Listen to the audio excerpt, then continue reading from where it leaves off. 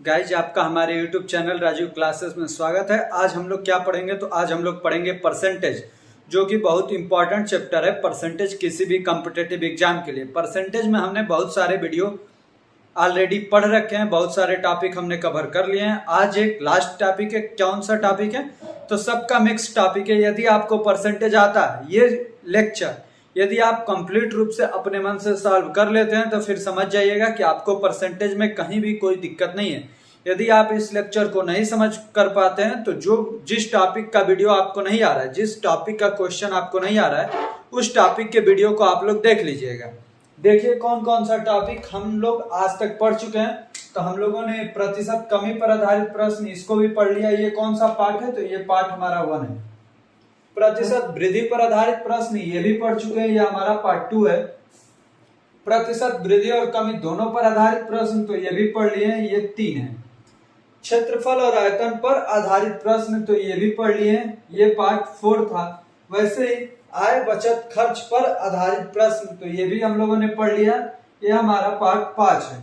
वैसे ही चुनाव पर आधारित प्रश्न ये भी पढ़ लिए, ये पार्ट 6 था। जनसंख्या पर आधारित प्रश्न ये पार्ट 7 था। और वैसे ही संख्याओं पर आधारित प्रश्न ये हमारा पार्ट 8 था।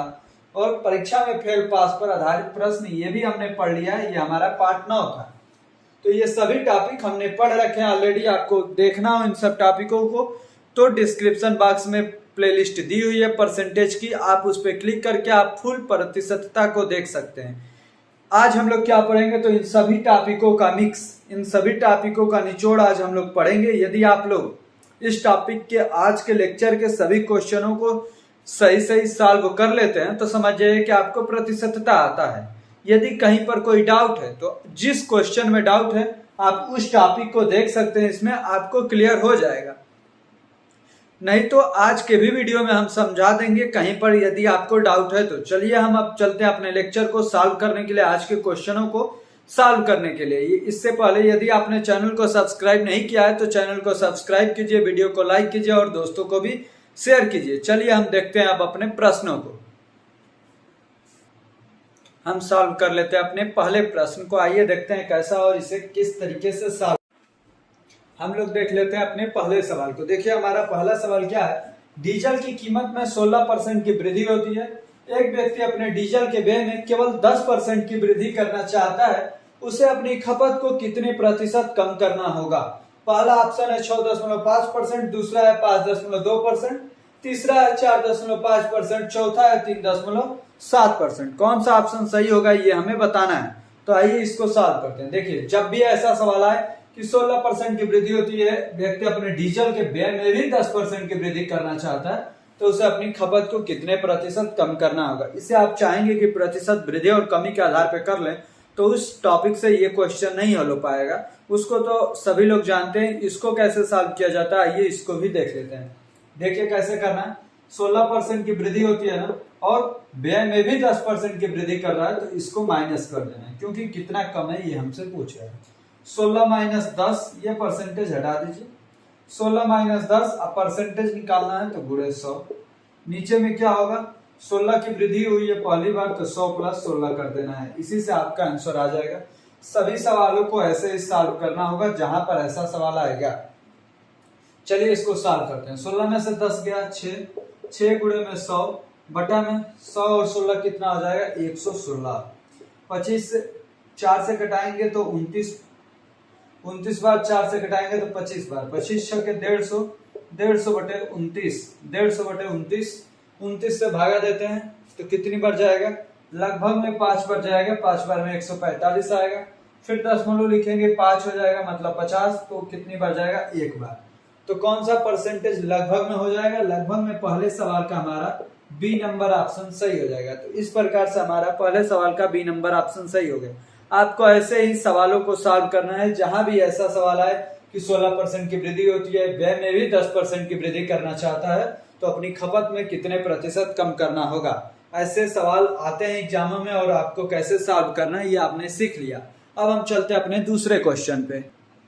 आइए अब हम सॉल्व करते हैं अपने दूसरे प्रश्न को। देखिए हमारा दूसरा प्रश्न क्या है। x का 90%, y का 40% तथा y बराबर x का a% है, तो है ए का मान क्या है, तो इसमें किसका मान पूछ रहा है हमसे, ए का मान पूछ रहा है। यदि y बराबर x का a% है तो ए का मान क्या है। ऑप्शन है 225, 125, 2.25, 1.25। तो आइए इसको भी सॉल्व करते हैं। इसको किस तरीके से सॉल्व करना है, कैसे ऐसे सवाल सॉल्व होते हैं, तो आइए हम हल करके आपको भी सिखा देते हैं कैसे होगा। x का 90% ना, तो x गुणे 90/100 कर दीजिए। y का 40% ना, तो y गुणे में 40/100 कर दीजिए। अब 100 से 100 आपका कट गया, तो क्या हो गया, x बटा ये y को इधर लाइए, तो x बटा y बराबर 40/90। ये 0 से 0 भी कट गया, क्या हो गया 4/9। कितना हो गया 4/9। x बटा y बराबर 4/9। अब क्या बोला है, y बराबर x का a%, तो y बराबर x का a% मतलब x गुणे a बटा 100। तो ये x इधर आएगा, तो y बटे x बराबर a बटे में 100। यहाँ पे देखिए y बटा x आ गया, यहाँ पे x बटा y, तो इसको भी पलट दीजिए, तो क्या हो जाएगा, x बटा y बराबर 100 बटा में a हो जाएगा, 100 बटा a हो जाएगा। अब देखिए इधर वाला पद बराबर है, तो इधर वाला पद भी बराबर हो जाएगा। 100 बटा a बराबर 4/9। 4 से इसको कटाएंगे तो 25 बार, अब 25 ना 225, a बराबर 225 हमारा आंसर आ गया। हमें उम्मीद है कि आपको समझ में आया होगा और आपको आज के बाद से इजी भी लगने लगेगा। यदि ऐसा है तो वीडियो को लाइक कर लीजिए। अब हम इसमें कौन सा ऑप्शन सही होगा, तो इसमें ऑप्शन नंबर हमारा ए सही हो जाएगा। दूसरे का कौन सा ऑप्शन सही हो गया, दूसरे का ए नंबर ऑप्शन सही हो गया। अब हम चलते हैं अपने तीसरे प्रश्न को हल करने के लिए।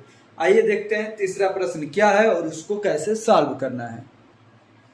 अब हम सॉल्व कर लेते हैं अपने तीसरे प्रश्न को। देखिए हमारा तीसरा प्रश्न क्या है, 36 मिनट एक दिन का कितना प्रतिशत होगा। जो 36 मिनट है एक दिन का कितना प्रतिशत हो, तो आप लोग जानते होंगे परसेंटेज निकालने के लिए क्या चाहिए, सब कुछ एक यूनिट में होना चाहिए, दोनों नंबर एक यूनिट में होना चाहिए। तो एक दिन को भी आपको क्या करना होगा, एक दिन को भी मिनट में ही चेंज करना होगा, तब जाके आप परसेंटेज निकाल पाएंगे। तो 36 और एक दिन में कितना घंटा होता है, एक दिन में 24 घंटे, 24 घंटे में कितना मिनट, तो 60 मिनट। ये हमारा किस में चेंज हो गया, एक दिन मिनट में। अब परसेंटेज निकालना है तो गुणे 100। अब आप इसमें घटा पिटा सकते हैं, 20 से ये 3 बार, 20 से ये 5 बार, 12 से ये 3 बार, 12 से ये 2 बार, 3 से 3 कट गया। अब कितना आया 5, नीचे में 2, 5/2। 5/2 का मतलब क्या हो जाता है, 2.5%। तो एक दिन का 36 मिनट कितना परसेंट हुआ, तो 2.5%। इस प्रकार से हमारा तीसरे सवाल का बी नंबर ऑप्शन सही हो गया। तीसरे सवाल का कौन सा ऑप्शन, बी नंबर ऑप्शन। अब हम चलते हैं अपने चौथे प्रश्न को हल करने के लिए। आइए अब हम सॉल्व कर लेते हैं अपने चौथे प्रश्न को। देखिए हमारा चौथा प्रश्न क्या है, 18 कैरेट सोने में खरे सोने का प्रतिशत है 60%, 75%, 80% और 100%। तो देखिए इसमें क्या होगा, सबसे पहले तो आपको ये मालूम होना चाहिए कि खरे सोना कितने परसेंट का होता है। खरा सोना 24% का होता है। खरा सोना कितना परसेंट, नहीं सॉरी, 24 कैरेट का होता है। कितने कैरेट का होता है, 24 कैरेट का होता है खरा सोना। तो 24 कैरेट, ये सोना कितने कैरेट का है, 18 कैरेट। तो 18 कैरेट इस 24 कैरेट का कितना परसेंट होगा, यही हमें बताना है। तो ये 6 से 3 बार, ये 6 से 4 बार, ये 4 से 25 बार, 25 गुणे 3 कितना हो जाएगा, तो 75%। तो ये बताइए 18 कैरेट सोने में खरे सोने का प्रतिशत कितना हुआ, 50%। ऐसे ही मान लीजिए आपके सामने आए कि 22 कैरेट सोने में खरे सोने का प्रतिशत कितना है, 22 कैरेट। तो 22 कैरेट का भी आपको परसेंटेज ही निकालना पड़ेगा, तभी जाके आप बता पाओगे। 2 से ये 11 बार, 2 से ये 12 बार, अब 4 से ये 3 बार, 4 से ये 25 बार, 25 से 11 में गुणा करेंगे तो आएगा 275 बटे में 3, 3 से भागा देंगे तो आएगा 91.66% हो जाएगा। 24 कैरेट सोना में गोल्ड कितना हो, 22 कैरेट सोने में कितना कैरेट शुद्ध गोल्ड होता है, तो 91.66% होता है। 24 कैरेट सोने में यदि मान लीजिए 22 कैरेट आ जाए, 22 कैरेट सोने में खरे सोने का प्रतिशत है तो 91.66। ऐसे ही 24 कैरेट सोने में खरे सोने का प्रतिशत है तो 100%। तो इस प्रकार से हमारा इस सवाल का कौन सा ऑप्शन सही हो गया, तो 75% हमारा सही हो गया। 75% मतलब चौथे सवाल का हमारा बी नंबर ऑप्शन सही हो गया। अब हम चलते अपने पांचवें प्रश्न को हल करने के लिए। अब हम सॉल्व कर लेते हैं अपने पांचवें सवाल को। आइए इसको कैसे सॉल्व किया जाएगा देख लेते हैं। एक्स वाई से 5 गुना लंबा है, वाई एक्स से कितने प्रतिशत कम है, हमें ये बताना है। पर ऑप्शन में 50%, 40%, 80% और 70%, कौन सा ऑप्शन इसमें सही होगा हमें ये बताना है। तो आइए देखते हैं, एक्स वाई से 5 गुना लंबा है ना, एक्स क्या है, वाई से 5 गुना लंबा है, ये 5 गुना लंबा है, तो कब बराबर होंगे, जब इसमें भी आप 5 गुना इसको भी कर देंगे, इसको भी 5 गुना कर देंगे तो एक्स वाई बराबर हो जाएगा, क्योंकि पहले क्या था, एक्स था वाई से 5 गुना, तो इसलिए वाई में आप 5 से गुणा कर देंगे, ये वाई इधर आएगा नीचे में, तो क्या हो जाएगा, एक्स बटा वाई बराबर 5 बटे में 1। अब देखिए एक्स क्या है, एक्स हमारा 5 है, वाई हमारा 1 है, क्या बोला है, वाई एक्स से कितने प्रतिशत कम है, वाई एक्स से कितना कम है, 4 कम है, 4 किस से, एक्स से, तो एक्स को नीचे रखना पड़ेगा 5 को, 4 बटा 5 गुणे में 100, 5 से या 20 बार 20 चौके 80%, कितना परसेंट आया, 80%, तो कौन सा ऑप्शन सही हो गया, तो पचवे का हमारा सी नंबर ऑप्शन सही हो गया। देखिए ये घुमाए हुए सवाल होते हैं थोड़े से, बस इसको आपको अच्छे से समझना होता है, अच्छे से पढ़ना होता है, फिर जाके आप इसको सही सही सॉल्व कर लेंगे। इस प्रकार से हमने अपने 5वें सवाल की भी कंप्लीट रूप से सॉल्व कर लिया है। अब हम चलते हैं अपने 6वें प्रश्न को हल करने के लिए। आइए अब हम सॉल्व करते हैं अपने 6वें प्रश्न को, कैसे इसे सॉल्व करना है। एक छात्र ने एक संख्या का गुणा 13/11 के बजाय 11/13 से कर दिया।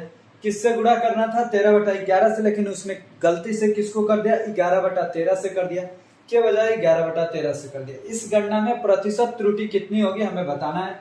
पहला ऑप्शन है 39.67%, दूसरा 28.4%, तीसरा है 14.2%, चौथा है 19.83%। तो आइए इसे सॉल्व करते हैं। मान लेते हैं कि वह संख्या हमारी एक्स है, इसमें किससे गुणा करना था, 13/11 से, लेकिन उसने गलती से किससे गुणा कर दिया, 11/13 से, एक्स गुणे 11/13 से कर दिया, तो 11x/13 हो गया। अब इसमें आप घटा लीजिए कितना, ये कम कर दिया गुणा गलती से करने से, तो 13x/11 माइनस में 11x/13, इन दोनों का एलसीएम कितना होगा, तो 143, यहाँ पे 169x हो जाएगा, यहाँ पे 121x हो जाएगा। जब घटाएंगे तो आएगा 48x/143, ये आ गया ना। अब देखिए यही हमारा अंतर है, तो इसको ऊपर लिखेंगे 48x/143। अब कितने में प्रतिशत त्रुटि निकालना है हमें, कि इस गणना में प्रतिशत त्रुटि, तो इस पे प्रतिशत त्रुटि हुई है 13x/11 पे, तो इसी पे हमें निकालना है, गुणे में 100।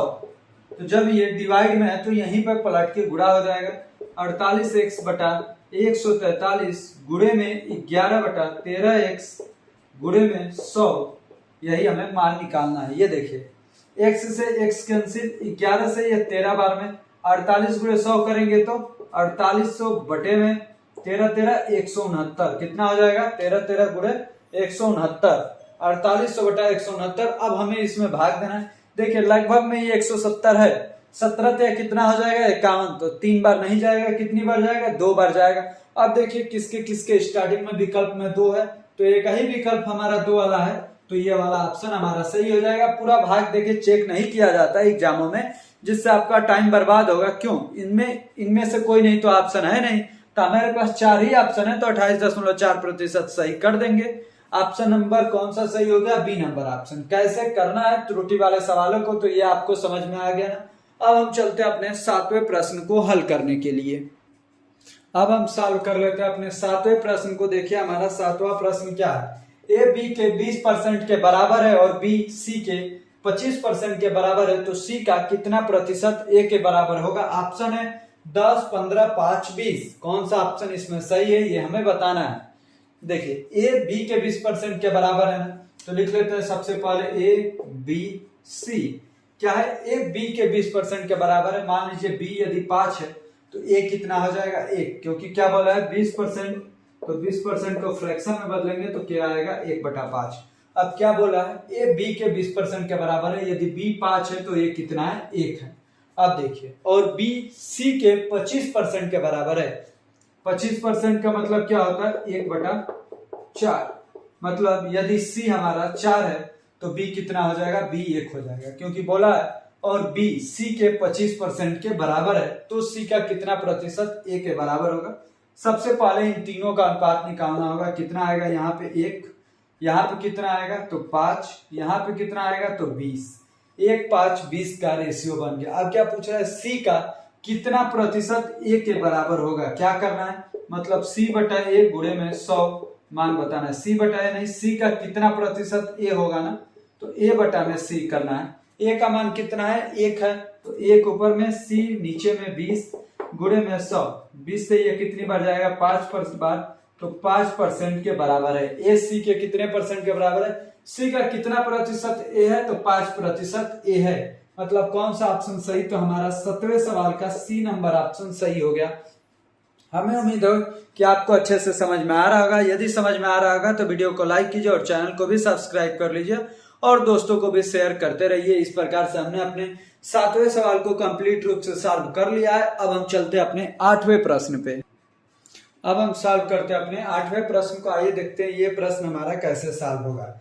एक वस्तु की कीमत हर वर्ष 20% बढ़ जाती है। यदि तीसरे और चौथे वर्ष के अंत में कीमतों का अंतर 259 रुपए 20 पैसे है तो दूसरे वर्ष के अंत में कीमत का 40% होगा। 384, 432, 472 और 484। आइए ऐसे सवालों को भी हम सॉल्व करते हैं। कैसे इजी वे से सॉल्व होगा ये आप लोग देख लीजिए। ये तो प्रतिशत वृद्धि के भी आधार पे हो जाएगा, लेकिन इसे हम दूसरे तरीके से करेंगे जिस तरीके से इजी से जल्दी सॉल्व हो जाए। 4 वर्ष है ना चौथे वर्ष के अंत में, तो 4 वर्ष लिख लीजिए। 1 2 3 4 वर्ष लिख लिए। अब देखिए एक वस्तु की कीमत हर वर्ष 20% बढ़ जाती है। मतलब यहाँ पे 5 था तो बढ़ के 6 हो गया, यहाँ पे 5 था तो बढ़ के 6 हो गया, यहाँ पर 5 था तो बढ़ के 6 हो गया। यहाँ पे क्या लिखा जाता है, अब चारों में रेशियो निकालिए। 5 यहाँ 125 तो 125 लिखिए। अब 6 5 30, 30 5 150 लिखिए। 6 6 36, 36 5 180 लिखिए। और 6 यहाँ 6 6 216, 3 बार 6 का गुणा करेंगे तो 216 है। अब देखिए क्या क्या है, तीसरे और चौथे वर्ष के अंत में, तीसरा और चौथे वर्ष के अंत में कीमतों का अंतर 259 रुपए 20 पैसे था। यहाँ पे कितना का अंतर है, 36 का। ये 36 किसके बराबर है, 259 रुपए 20 पैसे के बराबर है। क्या, तो 36। अब क्या बोला है तो दूसरे वर्ष के अंत में, दूसरे वर्ष के अंत में कितना है 150, तो सबसे पहले आप 150 निकाल लेंगे। फिर से क्या बोला है, अंत में कीमत का 40%, तो इस 150 का निकालिए मान, और फिर इस 150 का 40% निकालना है। तो फिर आप 40% निकाल करके इसका पूरे का जो मान आएगा यही हमारा आंसर हो जाएगा।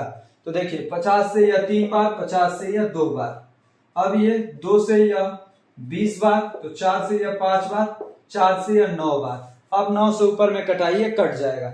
9 से घटाएंगे तो 9 दूनी 18, बचा कितना 7, तो 79, 9 8 72, 7 बचा फिर 72, 9 8 72, 28.8 आया ना, और 3 5 15, तो गुणे 15 कर दीजिए। 15 8 120 का 0, 12 लगा हासिल। 15 8 120 और 12 132 का 2, 13 लगा हासिल। 15 दूनी 30 और 13 कितना हो जाएगा 43, तो कितना आया 432 आया। 432.0, तो हमें 10.0 से कोई मतलब नहीं है, कितना आया 432। मतलब कौन सा ऑप्शन सही हुआ, तो 8वें का बी नंबर ऑप्शन सही हुआ। तो जब ऐसे सवाल आए, हर एक वर्ष बढ़ रहा है और ज्यादा वर्षों का है, तो आप ऐसे ही निकालेंगे तभी जाके आपका सवाल हल हो पाएगा इजी वे से और सबसे आसान तरीके से और सबसे एक्यूरेसी के साथ भी। गलत होने का चांस बहुत कम है, आपसे गलत नहीं होगा यदि आप इस तरीके को फॉलो करते हैं तो। इस प्रकार से हमारा 8वां सवाल भी कंप्लीट सॉल्व हो गया। अब हम चलते हैं अपने 9वें सवाल को हल करने के लिए। अब हम सॉल्व करते हैं अपने 9वें सवाल को। देखिए क्या है, एक मेज के मूल्य में प्रत्येक वर्ष 20% का ह्रास होता है। ह्रास मतलब कमी होती है। यदि 2 वर्ष बाद मेज का मूल्य रुपए 32,000 होगा तो मेज का वर्तमान मूल्य क्या होगा। 48,000, 44,000, 50,000 और 51,000 हमारे ऑप्शन में है। तो आइए इसे हम सॉल्व कर लेते हैं। एक मेज के मूल्य में प्रत्येक वर्ष 20% का ह्रास होता है। 20% का ह्रास क्या हो रहा है, प्रत्येक वर्ष, तो 2 साल बाद 32,000 हो जा रहा है। ये देखिए जैसे 20% का ह्रास हो रहा है मतलब माइनस ही है, तो आप निकाल सकते हैं -20 -20 माइनस, यहाँ प्लस हो जाएगा क्योंकि दोनों ह्रास ही है। 20 गुणे में 20 बटे में 100 करके भी आप ये प्रतिशत वृद्धि और कमी वाले आप चैप्टर भी यदि पढ़े होंगे तो आपको अच्छे से समझ में आएगा। ये प्रतिशत कमी के आधार पे हो जाएगा क्योंकि 2 ही वर्ष है, इसलिए हम ऐसे कर दिए इसको। अब देखिए -20 -20 -40, अब ये डबल जीरो से डबल जीरो कट गया, 2 दूनी 4 प्लस 4 कितना आया -36, -36 आया ना, मतलब -36 कम हो जा रहा है। आप 100 में से 36 घटा देंगे तो कितना आएगा 64 आएगा। तो ये कितने की वैल्यू है, ये हमारी 64 की वैल्यू। हमें किसकी वैल्यू बतानी है, 100 की वैल्यू हमें बतानी है। तो कैसे निकाल लेंगे, 32,000 डिवाइड बाई 64 गुणे में 100 करना है। 32 से घटाएंगे तो 1000 बार, 32 दूनी 64, 2 से यह 500 बार, अब 500 गुणे 100 मतलब 5 और 4 जीरो, 1 2 3 4, मतलब कितना आया 50,000 आया। तो कौन सा ऑप्शन सही, तो सी नंबर ऑप्शन सही हो गया, 90 का सी नंबर ऑप्शन। जैसे इसके पिछले सवालों को किए थे वैसे भी इसको कर सकते हैं अनुपात के आधार पर। देखिए कैसे करेंगे, वैसे अनुपात वाले सवाल पे इसको और भी इजी हो जाएगा और भी कम टाइम लगेगा। देखिए 20% कमी हो रहा है ना, मतलब 5 था तो 4 हो गया, फिर 5 था तो 4 हो गया। अब देखिए 5 पचे 25, 5 के 20, 4 के 16। ये देखिए ये वर्तमान मूल्य है, ये पहले वर्ष कम हो गया हुआ तो 20 हो गया, दूसरे वर्ष 16 हो गया। अब ये 32,000 किसकी वैल्यू है, 16 की वैल्यू है। 32,000 किसकी वैल्यू है, 16 की वैल्यू। हमें किसकी बतानी है, तो 25 की वैल्यू बतानी है। किसकी वैल्यू बतानी है, इसकी वैल्यू बतानी है, इसका दिया है हमें। तो 16 से यह 2000 बार, 25 दूनी 50 और 3 जीरो लगा दीजिए, कितना है, ये भी 50,000 ही आया। तो ऑप्शन नंबर सी सही हो गया। आपको जो तरीका अच्छा लगे उस तरीके से आप कर सकते हैं। प्रतिशत वृद्धि और कमी के आधार पे होगा, इसके पहले जैसे हमने अभी किया था जो इसको मिटा दिए हैं।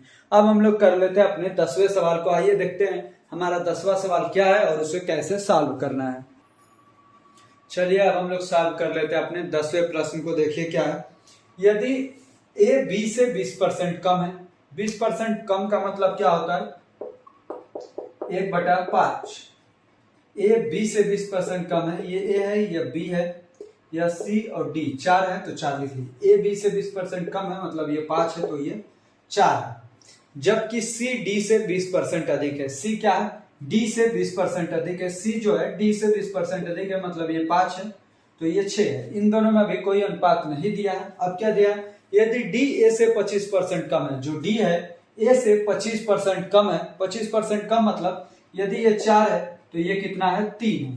तो देखिए ये सब कई सारे कैलकुलेशन इसमें बैठ रहे हैं। तो क्या करना होगा, आपको दोनों में सभी में किसी एक नंबर से ऐसे गुणा करना होगा जो ये 4 और 3 का एलसीएम हो। 4 और 3 का एलसीएम 12। या तो आप ऐसे कर लीजिए, नहीं तो एक और तरीका होता है, उस तरीके से आप ऐसे क्वेश्चनों को सॉल्व करेंगे। आप ऐसे कब सॉल्व करेंगे, जब ए से बी का रेशियो हो, बी से सी का रेशियो हो, सी से डी का रेशियो। जब ऐसे रेशियो ना दिया हो तो आप लोग बेसिक से चले जाइएगा। ए बी से 20% कम है मतलब ये यदि 100 है तो ये कितना है 80 है। अब क्या बोला है, जब किसी डी से 20% अधिक है, तो इस लाइन को छोड़ दीजिए अभी के लिए। आपको क्या देखना है, यदि डी ए से 25% कम है, जो डी है ए से 25% कम है, ए से 25% डी ए से 25% कम है, जो डी है ए से 25% कम है मतलब ये 80 है तो डी कितना हो गया 60 हो गया। डी कितना हो गया 60, 20 कम मतलब 25% कम हो जाएगा। अब देखिए अब सी वाला कर लीजिए, जबकि सी डी से 20% अधिक है। जो सी है डी से 20% अधिक है मतलब कितना है 72 है। कितना है 72 है। तो निम्नलिखित में से कौन सा सही है, इसमें कौन सा मतलब बी और सी के बीच में संबंध दिया हुआ है, उसमें से कौन सा सही है यही आपको बताना है। तो क्या है 100 बी 72 सी के बराबर है। 100 बी किसके बराबर है, 72 सी के बराबर है। इस 100 को आप उधर भेज दीजिए तो b इक्वल टू 72 बटा में 100 इंटू में c, तो क्या हो जाएगा b इक्वल टू 0.72 c। ये आपका आंसर हो जाएगा b इक्वल टू 0.72 c। कहां पे है, तो ऑप्शन नंबर ए हमारा है। ऑप्शन नंबर ए हमारा सही हो जाएगा। आप जो इसके पहले बेसिक जो तरीका फॉलो कर रहे थे उस तरीके से भी सॉल्व हो जाएगा, लेकिन वो तरीका थोड़ा सा हार्ड पड़ेगा। इस तरीके से आपको इजी वे से सॉल्व हो जाए। आइए हम उस तरीके से भी आपको बता देते हैं कि उस तरीके से आप कैसे सॉल्व कर लेंगे। देखिए 20% का मतलब 1/5, ए बी से 20% कम है ना मतलब ये 5 है तो ये 4 है। अब आपको ये वाला लाइन अभी छोड़ देना है, अभी डायरेक्ट ये वाला करना है। डी ए से 25% कम है, जो डी है ए से 25% कम है मतलब कितना है 3 है। अब क्या बोला है, और यदि डी ए से 25% कम है, जबकि सी डी से 20% अधिक है, जो सी है इससे 20% अधिक है। यदि ये 3 है तो ये कितना हो जाएगा तो अभी तो 20% बढ़ाएंगे तो दशमलव में चला जाएगा, इसलिए दशमलव में न जाने के लिए 10 से सब में गुणा कर दीजिए। 40, 50, ये हो गया 30। अब इसका 20% अधिक करना है, सी डी से 20% अधिक है, 20% अधिक मतलब ये हो गया 36। अब आप देखिए इसको भी कर सकते हैं, 50 b इक्वल टू 36 c, तो b इक्वल टू 36 बटा में 50 इंटू में c, 5 से भागा दीजिए तो b इक्वल टू 7.2 बटे में 10c, 10 से फिर से भागा देंगे तो b इक्वल टू 0.72c। तो इस तरीके से भी सॉल्व हो जाएगा, आपको जो तरीका अच्छे लगे उस तरीके से आप सॉल्व कर सकते हैं। 10वें का कौन सा विकल्प सही हुआ? 10वें का ए नंबर विकल्प हमारा सही हुआ। अब हम चलते हैं अपने 11वें क्वेश्चन को सॉल्व करने के लिए। अब हम सॉल्व कर लेते हैं अपने 11 नंबर प्रश्न को। देखते हैं ये प्रश्न हमारा क्या है। यदि 120 का x% कम किया जाए तो वही परिणाम प्राप्त होगा जो 40 को x% बढ़ाने पर प्राप्त होता है, तब 210 का x% 180 का x प्लस 20% से कितना परसेंट कम होगा? ऑप्शन है 16 से 2/3, 20, 33 से 1/3 और 18। तो आइए से सॉल्व करते हैं। 120 को x% कम किया गया है, मतलब 120 गुणे में 100 माइनस x, जब कम किया जाता है तो 100 में से घटा दिया जाता है। उसके बाद से तो वही परिणाम प्राप्त होगा जो 40 को x% बढ़ाने पर, मतलब 40 गुणे 100 प्लस x बटे में 100, ये दोनों मान बराबर है तो इससे आप x का मान निकाल सकते हैं। 100 से 100 कैंसिल हो गया, 40 से यह 3 बार, अब 3 गुणे 100 300 माइनस में 3x बराबर में 100 प्लस x, ये 3x को उधर भेज दीजिए तो क्या हो जाएगा? x प्लस 3x हो जाएगा, और 100 इधर आएगा तो माइनस होगा तो 300 माइनस में 100 हो जाएगा। तो 3x और x 4x इक्वल टू में 200, तो x इक्वल टू कितना हुआ? 50 हुआ। x इक्वल टू क्या हुआ? 50 हुआ। जब x का मान 50 आया तो अब हम चलते हैं आगे। 210 का x% कितना होगा? 210 का 50% कितना हो जाएगा? तो 210 का 50% 105 होगा। अब देखिए 180 का x प्लस 20%, x प्लस 20% मतलब 50 20 70% का मान बोल रहा है। 180 गुणे में 70/100 करेंगे तो कितना आएगा? 126 आएगा। अब देखिए इससे यह कितना कम है, इससे यह कितना कम है? तो 21 कम है ना, 21 कम है। किससे? इससे, क्योंकि इसी से तुलना करना है। तो 21 बटा में 126 गुणे में 100, 21 से कितनी बार जाएगा? 6 बार। अब ये 100 बटा में 6 हो गया, 100 बटा 6 का मतलब 16 सही 2/3%। तो कौन सा ऑप्शन सही हो गया? 16 सही 2/3 कौन सा ऑप्शन है? तो 11वें नंबर सवाल का हमारा ऑप्शन नंबर ए सही हो गया, 16 सही 2/3%। 100/3 का मतलब ही होता है 16 सही 2/3%। तो इस प्रकार हमने अपने 11वें सवाल को भी कंप्लीट रूप से सॉल्व कर लिया है। 11वें सवाल का कौन सा ऑप्शन सही हुआ? 11वें सवाल का ए नंबर ऑप्शन हमारा सही हो गया। अब हम चलते हैं अपने 12वें क्वेश्चन पे। अब हम सॉल्व करते हैं अपने 12 नंबर प्रश्न को। देखिए क्या है, ए बी और सी अपने वेतन का क्रमशः 8%, 7% और 9% किसी धर्मार्थ ट्रस्ट को दान करते हैं। ए और बी का वेतन समान है और उनके दान के बीच का अंतर ₹259 है। ए और बी का कुल दान सी की तुलना में 1185 अधिक है। ए और सी का कुल दान ए बी और सी के कुल वेतन का कितना प्रतिशत है? 7.1%, 5.8%, 6.2%, डी इक्वल टू 6.4%। कौन सा ऑप्शन सही है ये हमें बताना है इसे हल करके। आइए इसे हल करते हैं। देखिए जब इनका वेतन समान है, ए और बी का वेतन समान है, जब ये समान है तो 100% की वैल्यू भी दोनों के लिए समान होगी। अब 8% और 7% है, 8% और 7% के अंतर कितना है? 259। तो 1% किसके बराबर हो गया? 259 के। तो ए और बी की सैलरी कितनी हो गई? तो 259,000, 25,900 रुपए दोनों की सैलरी हो जाएगी। अब देखिए सी के बारे में क्या बोला है कि और उनके दान के बीच का अंतर ₹259 है। ए और बी का कुल दान कितना होगा? 8 7 15। तो ए प्लस बी का कुल दान कितना हो जाएगा? 259 गुणे में 15 ना 135 का 5, 13 लगा हासिल, 15 5 75 और 13 88 का 8 लगा हासिल, 15 दूनी 30 और 8 38। कितना आया 3885 कुल दान है। कितना अधिक है सी की तुलना में 1125। तो सी का दान को निकालने के लिए 3885 में से 1185 घटा देंगे तो आपका दान मिल जाएगा कितना 2700 रुपए है। सी ने कितना रुपए दान किए थे 2700। कितना परसेंट दान किया था 9%। 9% की वैल्यू किसके बराबर हो गई 2700 के बराबर हो गई। 2700 के बराबर तो 1% किसके बराबर हो जाएगा तो 300 के बराबर। 1% किसके बराबर हो गया 300 के बराबर। तो सी की सैलरी कितनी हो गई 30,000।